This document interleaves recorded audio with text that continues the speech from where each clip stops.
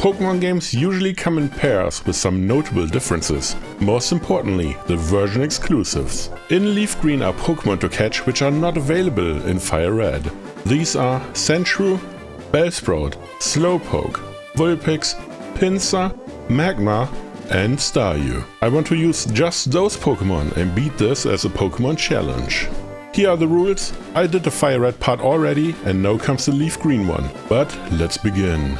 Since there isn't one of those Pokemon available before beating Brock, I use a universal Pokemon randomizer to change Squirtle to Staryu. This Pokemon is available at the same time as Slowpoke, so I wanted to use one of them in the early game and I never used the Staryu in a challenge before, so this was the perfect opportunity. Staryu already learns Water Gun on level 6, and I want to see if that is enough to beat Brock already. Still level 6, just beat the Weedle at the end of Viridian Forest. Water Gun against Geodude does not one-hit KO, but nothing happened and another one KOs. Onix is here, the real threat of this battle. Water Gun does over half and Bind misses. Just so another Water Gun can KO. That's amazing. Brock is defeated, Staryu was level 6 at the start, is level 9 now. Very strong showing. And right after Mount Moon is the first teammate available, which is Sandshrew. I really like this Pokemon and unfortunately it's only available in LeafGreen. The rival at Nugget Bridge was really hard to beat. I had to level up so much to even have a chance, and I need a lot of luck to win. First is Pidgeotto against Sandshrew. I have Rock Tomb and it is a 2-hit KO. An opposing Sand attack could ruin everything, or maybe not. Now comes the real issue. Bulbasaur is super effective against my team and I don't have any good moves. So I use Sand attack as often as I can before going down, which will happen. Staryu is my last Pokemon and I have Camouflage, which changes my water type to normal. Very important because that decreases the damage from Vine Whip and at the same time increases my tackle damage. But Bulbasaur has 2 moves, which immediately loses me the battle. Poison Powder and Leech Seed. Sleep Powder is actually fine as long as my HP is high enough, which I can control thanks to Recover. The battle takes some time and after a lot of misses, Staryu comes out on top. Against Abra I can just refill my HP and then KO with 2 Tackle. Last is Rattata and I nearly threw the battle away. Tackle does below half. And Water Gun does about the same, and for some reason I choose to use another tackle which does not have 100% hit rate and I get immediately punished for it, but I still win in the end. The rival is defeated and I didn't expect him to be this much of an issue. That's crazy. Thanks to this battle, the Nugget Bridge is open and right behind it on Route 24 are wild Bellsprouts, who are only available in LeafGreen. I catch one and be on my way. Asking Bill, the mad scientist, for some advice on the upcoming battle, but Clefairies aren't well known to communicate, so I'm on my own. I want to check out how strong Misty is, and of course, she's very strong. But after reading what my moves can do, I saw the strategy. Bellsprout has Vine Whip, which deals more damage than Absorb for example, but I also have Growth to increase my special attack. That means I use 1 Growth, KO Staryu and then just deal some damage on Starmie. 2 Vine Whips were enough and I win the battle. It was way easier than I thought, but I'll take it. On the way to Vermilion City, Bellsprout evolves into Weeping Bell. That upgrade is huge, even though it beat a gym leader on its own. Very good Pokemon. On the SSN are a lot of good items to get and one of them is a TM for Brick Break. To reach it, I beat this guy and let Sandshrew evolve into Sandslash. I knew a lot of people who really like this Pokemon and I want to see a lot of Sandslash action in this run. The rival is also on the SSN and he defends the HM for Cut, so I have to defeat him. My team is not the same anymore and we have to see how far I can take it. First is Pidgeotto and I start with Sandslash again. 1 Rock Tomb hits for a lot of damage, but a little scratch afterwards is enough to KO the big bird. Next is Ivysaur again and I switch into Weeping Bell. The rival didn't know I have a grass type myself and it takes several turns to KO Ivysaur because Secret Power does slightly below half and Sleep Powder is very annoying. I also removed my Sleep Powder because that would make the battles to come a bit easier than I need them to be. After some turns, Ivysaur goes down and Weeping Bell is still standing. But not for long, Kadabra is here and 1 Confusion KOs. Bringing back Sandslash for an easy KO with Dig, but I was really scared seeing Kinesis, basically the psychic form of Sand Attack. Lost Eradicate, and I realize I forgot to teach Brick Break to Sandslash. Quite unfortunate, but it doesn't matter because Dick nearly KOs in one go, and I can just throw a scratch afterwards. The rival is defeated, and with that, the way is free to receive the HM01 for cut. Just like the Firered version exclusive run, I use the HM on my team, even though this locks out a lot of moves in the long run. The next gym leader is Lieutenant Surge, and I have a Sandslash. Being part ground means being immune to electric type attacks. The move Dig also helps quite a bit to deal with this team. Pikachu's static ability can be annoying, but I have a Cherry Berry for that reason. But the worst thing is actually Double Team. I really don't like that move. It didn't do anything in this battle, but could have. Lieutenant Surge is out of Pokemon, and I received the last badge for the early game. Now onto Rock Tunnel and beyond. And right after Rock Tunnel, just west of Lavender Town, is Vulpix to find. Quite important to find it below level 17, or it doesn't have Ember anymore, and Ember is quite a good move in many cases. Before moving on to Celadon City, I challenged the rival at the Pokémon Tower as it was intended. But now with one more teammate. I just realized every time I challenge the rival, I have one more teammate. Very fascinating. Versus Pidgeotto against Sandslash, I use Rock Tomb first and then Brick Break to KO the bird. But that was to be expected. Now comes Ivysaur and I switch into Weeping Bell. This part of the battle will take a while considering Sleep Powder, Stun Spore and a lot of not very effective moves. Secret Power is really good in this part of the game. I would always try to get it if possible. Some hits later, Ivysaur goes down. Kadabra is next, and of course one Confusion and Weeping Bell's HP is 0. Sandslash back in and one Dig will KO, and this time Kinesis missed, which means it's actually worse than Sand Attack. Gyarados is here to ruin the day, but it doesn't have a water type attack just yet. And multiple Rock Tombs will KO, while Sandslash takes a lot of damage in return. Gyarados went down, which is great news. Last Pokemon is Growlithe, and I used this nice ground type attack, but the dog survives, thanks to 2 Intimidate. Very unfortunate, but I can use Vulpix now and 1 quick attack to KO Growlithe. A nice end to this battle, even used a new Pokemon as well. The rival runs away and prepares for the next encounter while I take a visit at Celadon City. Arriving at the city, I grab the usual very important stuff like the tea and the coin case. Flies unfortunately NHM, I can't use this run, but I buy all the evolution stones for later. At least fire, water and leaf stones.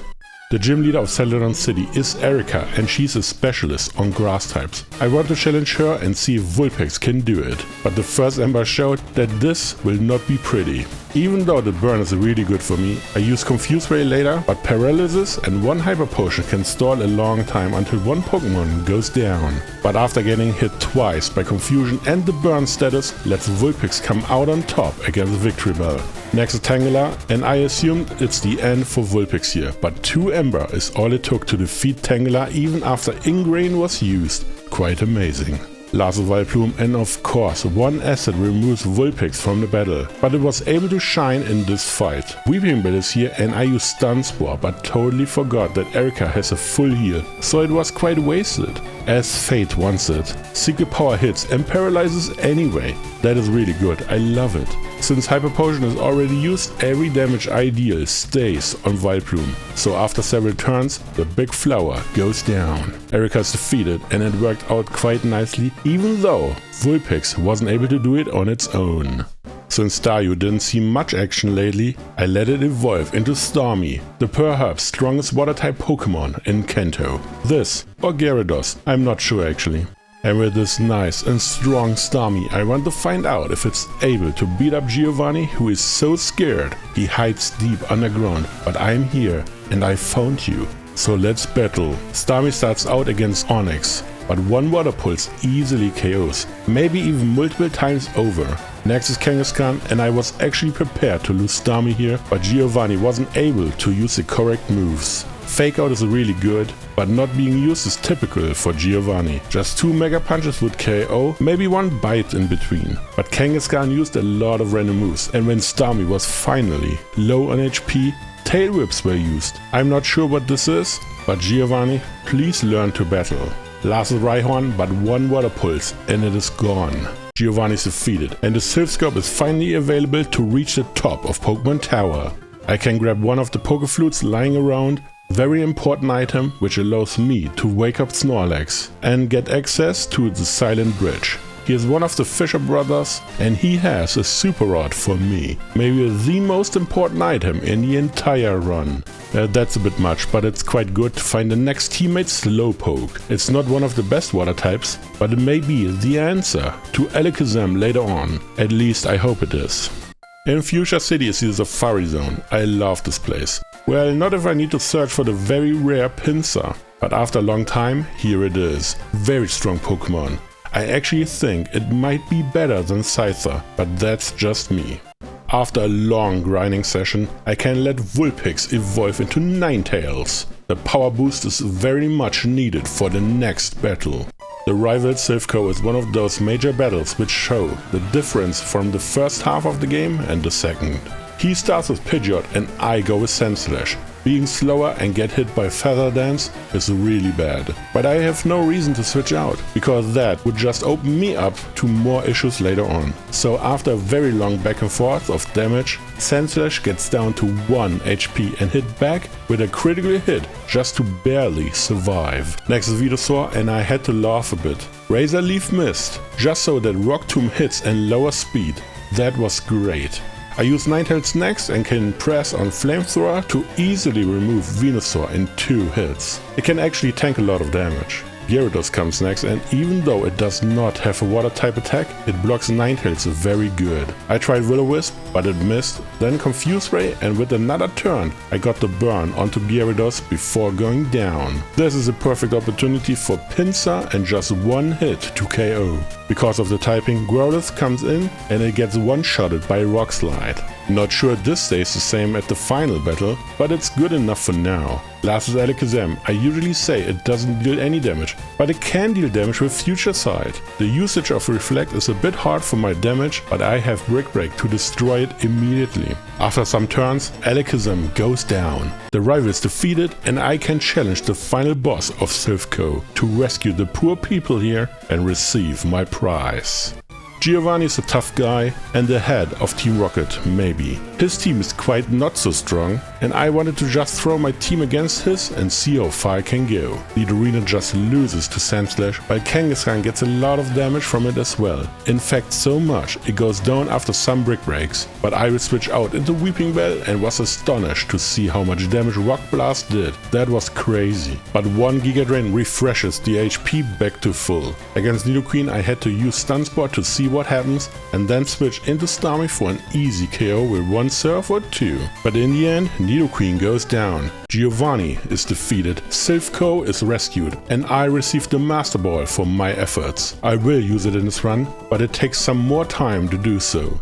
As is tradition, I wanted to check out how far behind I am against Sabrina. Sometimes it works out and sometimes I need a lot more levels to stand a chance. First Kadabra and Pinsir uses Rock Slide, which didn't KO, but it was close. Hyper Potion refills HP, but this time it does KO, so I got quite lucky. Next is Venomoth and Rock Slide nearly KOs as well. Supersonic missed, and while Hyper Potion refills again, I use another Rock Slide to put it into KO range. I misclicked on Brick Break and wanted to use Dig instead, and Venomoth survives to punish me with Psybeam. Very unfortunate. Now comes Mr. Mime and I went for Rock Slide again, a bit over half while Barrier is used.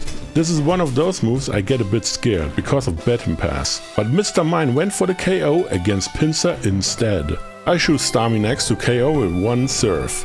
Last is Alakazam and oh boy, this is very dangerous. Calm Mind increases special attack and special defense, the 2 things I never want to see. I switch into Swift instead for damage and another Calm Mind to seal the deal. The battle is done, it's over. Psychic comes and Starmie survives on the last remaining HPs, but Swift hits and crits for the KO. I was stunned how this battle ended. Sabrina's defeated and I was at a very low level to do so. I'm not complaining, but this was funny to me. I nearly forgot to beat the ninja. That shows how good he is to hide from his enemies. The battle itself was nothing big to talk about. I used Ninetales against the first Coughing and 1 Flamethrower to KO. Against Muk I wanted to use Will-O-Wisp but it missed. Tried again and this time I hit, so it is burn for the battle. Switching out into Sandslash and the long grind begins. I only use Dig to waste 2 turns and sometimes hit through Minimize. To be honest I hit way more than I should have, but it's totally fine by me. This is very slow and tedious, but this is the way to remove all hyper potions and I actually don't have a better choice. That is actually not true. I could use Starmie with Psychic, but for whatever reason I didn't use the TM yet. I believe Slowpoke learns Psychic via level up, so it would fit perfectly, but anyway. Mug will go down after a while. The second Coughing is battling against Sandslash and I should just switch out, but I was really stubborn and wanted to stay in as long as possible. When the HP nearly reached 0, Self-Destruct was used to KO both Pokemon at the same time. Last is wheezing and I have Ninetales here. Flamethrower hits and burns. That was so lucky, because this is the exact damage which was missing for the second hit. This was great. Koga is defeated and I can use Surf outside of battle, which is now very important. On Cinnabar Island is a quiz club. I get every single question wrong, but I thought Tombstoney is real. Anyway, Slowpoke evolves into Slowbro. This is a really strong Pokemon and should be able to beat the next gym leader. Blaine is a fire type specialist and I actually had this particular battle before. Slowbro against Blaine. First up is Growlithe, and one Surf is enough to KO. Blaine's Ace Arcanine deals an insane amount of damage and survived one Surf as well, which is terrible. I know the Hyper Potion is coming, so I use Yawn instead and then switch out into Pinsir. The idea was to first use Rock Slide and then Dig to maximize the chance to deal damage. But Arcanine wakes up and destroys Pinsir on the spot. Now my second water type comes in and Starmie deals good damage, but not good enough. Bite nearly KOs from full HP. Arcanines are crazy, why does Blaine have a legendary Pokemon anyway? Another 2 Surfs after the Hyper Potion and Arcanine is defeated, finally. Next is Ponyta, it never stood a chance and goes down immediately. Last is Rapidash, it is faster to KO with Storm, quite sad actually. Sandslash comes in and I thought somehow it would survive a hit, but of course not, how would it? So the whole battle hinges on Ninetales. Since no Hyper Potions left, I use Confuse Ray and Quick Attacks to beat the fiery horse. But it takes so long because Quick Attack on Ninetales is actually very bad. I should have Secret Power here anyway. Especially Bounce was very hard to watch, because it takes 2 turns until I am able to hit again. My last 2 Pokemon are Slowbro, which is slower of course, and Weepinbell, who can never take a hit from Rapidash. But Ninetales comes out on top and Blaine is defeated. Only one more badge to go. But before I can challenge the last gym leader, whoever that may be, I have to take a little vacation on some island. Nice weather, drinks are amazing, and of course, here's the last team member Magmar. I used one before in my very first adventure and it was very good, so why not use it again? Before I challenge the last gym, I let Weepinbell finally evolve into Victreebel. There wasn't actually a reason to delay the evolution, I just didn't feel like it. The final gym leader is of course Giovanni, who else could it be? I really want to use Victreebel in this battle and it actually defeated quite a few Pokemon, because Giga Drain can be so strong. Against Nidoqueen I had to set up Stun Spore in a way, because Victreebel can't beat it without an insane amount of luck. And with the paralysis, Slowbro should be fast enough to KO with Surf. The last Pokemon is Nidoking and Slowbro has to take a hit, but Surf is quite good and KOs right afterwards. The last gym battle is over. Giovanni lost yet again and I have all 8 gym badges to enter Victory Road and challenge the Elite 4. But not so fast. I have to battle against a rival at Route 22 first. This battle is usually a big step up from the battles before and the first taste of what's to come. First is Pidgeot against my Sandslash. Of course, Rock Tomb first misses, but it hits right after, lowering speed. Unfortunately, it missed again, just so that Sandslash gets KO'd. I choose Pinsir next to use Rock Slide, but it doesn't KO, and a critical hit Wing Attack defeats me. That's really bad, but Ninetales can come in and deliver the finishing blow. Next is Rhyhorn, and I switch into Victreebel. Fortunately, Horn Drill missed, or this would be quite bad. One Giga Drain solves this issue and Rhyhorn goes down. Alakazam, however, could defeat me easily, but as it turns out, it really loves to use Future Sight for some reason. I actually don't really understand why this is happening, but I won't complain for now. Just seeing the moves used one after another, and Victreebel wins without getting hurt. Next is Growlithe, and Future Sight takes a huge amount of HP away, but Stun Spore missed and Growlithe was able to take down Victreebel. Starmie comes in and one surf is all it takes to KO the little wannabe Arcanine. Venusaur is very dangerous and I switch out into Ninetales just so that I get hit by a critical Razor Leaf. That's a really bad start. Growth is used and now my Flamethrower critical hits, which was not expected at all.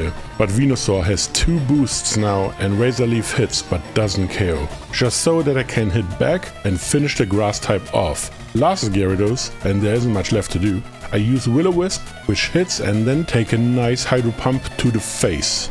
I bring in Starmie again using Thunderbolt, but it doesn't KO. I thought Starmie was amazing, but this isn't it, to be honest. Anyway, the rival goes down and the way to the Elite Four is now open. I'm looking forward to the final battle gauntlet of the run.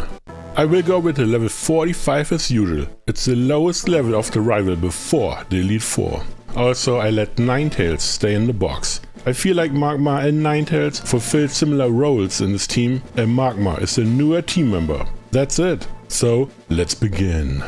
The first Elite Four member is Lorelei, Master of Ice and Water types. Being the first means to be either the best or the worst of the Elite Four. I wonder what it is. Anyway, I used Starmie first and 2 Thunderbolts KO Dugong. The Ice Beam did some damage, but hopefully it doesn't matter. Next is Lorelei's ace Lapras and Thunderbolt does about a third maybe. Confuse Ray is very hard to deal with, so I switch out into Slowbro. It is immune to confusion and Yawn is very good to set up. Of course, getting critted is bad, what can I do? Switching back into Starmie and continue the Thunderbolts. First triggers Citrus Berry, the second one KOs. The berry actually helped here to get it done. Now comes Cloyster and it is very weak on the special defense. 1 bolt is enough to KO. This Slowbro can be a real problem if it uses Amnesia. And even though Yawn is dangerous, I pushed through for the KO and got it the turn afterwards. Last is Jinx, but Starmie took a small nap. Actually, it wasn't a small one. It took at least as long as Jinx needs to KO my star of the show. I want to use Magmar now and Flamethrower nearly KOs. And I got lucky that lovely Kiss missed, so that I can continue throwing some flames until Jinx goes down, which is after Lorelei went out of full restores. The first Elite Four member is defeated, and this is usually one of the easiest ones. The next Elite Four member is Bruno, and this battle is pretty one-dimensional. I use Victory first to KO Onix, try to paralyze Hitmonchan, which didn't really work out, but it is what it is. Starmie is used next to deal some more damage, but the 1 Rock Tomb was enough to make so many problems for me. Hitmonlee gets a miss, which makes it kind of even, but the second Onix is faster now and KOs Starmie, very annoying. But Slowbro is here to rescue the day, defeating Onix and Bruno's ace Machamp, even though I needed 2 moves instead of 1, but it's enough anyway. Bruno's defeated and that was in fact the easiest battle of the Elite Four, maybe even the run. Now comes the most tedious Elite Four member, by far. It's not even a challenge. Agatha, the ghost or poison type specialist. That what Koga wanted to be. First Gengar and I go with Starmie. Psychic just barely doesn't KO and Toxic is used, but Lumbarium removed the status and 2 Surfs KO the first Gengar. Against Golbat I used Psychic and again didn't KO, just barely. I don't like Confuse Ray and switch into Sandslash. While Golbat needs 3 hits to KO, I don't get a single move out thanks to Flinch. I love it, amazing, so much fun. Back to Starmie and easy KO with Surf. Next is Arbok and again, Psychic barely survives one and after the next turn, Arbok goes down. Now comes the big Gengar and Shadow Ball just KOs, didn't stand a chance. I choose Magmar next and negate Hypnosis with Chestoberry while Flamethrower does less than half. I get 1 more move in before going down, but Citrus Berry pushes Gengar right outside of the healing range. I use Pinsir next, but Hypnosis hits and it never wakes up to do any move at all. Very sad to see. Now comes Slowbro in to use 1 Psychic for the KO, while Hypnosis missed. That was actually very important. Last is Haunter and Hypnosis comes out, hits, but Chestoberry again to remove it, while Psychic connects and 1 hit KOs Haunter from full HP. Thankfully, Agatha is defeated and there's only 1 Elite Four member left. The last Elite Four member is Lance, and this battle took a while to figure out, but only because I can't 1-hit KO any of his Pokemon at all. First up is Gyarados and I go with Sandslash, using Rock Tomb to to get a bit of damage in is all I need for this battle to work out, and after some more moves, Sandslash goes down via Hyper Beam, choosing Starmie next and one Thunderbolt to remove the rest of the HP. Now comes the first Dragonair, and Ice Beam does not KO, but it's quite important to have a Cherry Berry against Thunder Wave. Another beam and the first Dragonair is defeated. The second one can either do Safeguard or Outreach. Of course I like Safeguard a bit more, and the Dragonair goes down just like the first one. Lance's Ace Dragonite is a beast, and of course survives Ice Beam easily. The Hyper Beam looks very scary, but Starmie survives on a few HP to return the finishing blow, beating the strongest Pokemon in Lance's team. Lance's Aerodactyl and Starmie has no chance to win here, letting it go for Slowbro. The worst thing to happen would be an engine power boost, but it didn't happen here, and Aerodactyl loses to some serves. Slowbros are tanky, but only on the physical side. Lance is defeated, the Elite Four is done, and I would be the champion if not for this pesky rival. The final battle of the run is against the champion, the strongest trainer in the entire region. Until I beat him, of course. He starts with Pidgeot and I go with Sandslash. The goal is to deal enough damage that Pidgeot is in the yellow that takes 2 Rock Tomb most of the times. I then switch into Pinsir, see Sand Attack, which may be the worst move the bird could use, but one Rock Slide hits to KO. Next is Rhydon, and Pinsir already did its job, and one Brick Break deals a bit of damage, but the second one missed, and Pinsir goes down. Slowbro can come in to beat Rhydon with one Surf. Here's headache number 1, Arcanine. The living legend is faster, and hits with Bite, which could flinch. Considering the tries I had to finally beat it, I think the chance to flinch is about 90%, but not lower than 80%. Surf nearly KOs, and after all full restores, Slowbro goes down. This is important, because Starmie comes in and KOs with one Surf because it is faster. This Venusaur is unfortunately very sad. It only has one damaging move, Solar Beam. So I always get 2 hits in, but Psychic, even as super effective, just barely KOs after Citrus Berry. This was close. Next Gyarados, and this can't beat Starmie ever, but it always survives a Thunderbolt, which is important to burn even more full restores. It would work without, but I'll take the chance when I get it. Gyarados loses in the end. Last is the worst Pokemon in the entire run, Alakazam. Starmie can tank one hit to deal some damage and go down right afterwards. I use Victreebel next and hope it uses Future Sight, but it doesn't, defeating Victreebel in one hit. Only 2 more chances. Here's Magmar. Survives one Psychic just barely and hits with Flamethrower. Critical hit and Alakazam is defeated. The champion is out of Pokemon, and Team LeafGreen gets a new crown, becoming the new champion of Kanto. I hope you enjoyed it. If you have any suggestions or advice, please let me know in the comments down below. Thank you for watching, and I see you in the next one.